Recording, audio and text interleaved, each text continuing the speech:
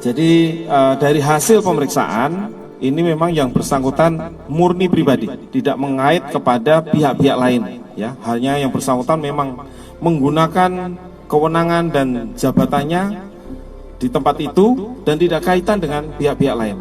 Timeline pembuatan dan peredaran uang palsu ini dimulai dari Juni 2010. Lanjut ini 2011 sampai dengan 2012. Ini sudah sempat juga mencalonkan Wali Kota Makassar, namun tidak mendapatkan kursi. Kemudian sampai dengan Juni 2022 ini kembali lagi untuk merencanakan. Kemudian Juli 2022 merencanakan lagi pembuatan dan mempelajari lagi.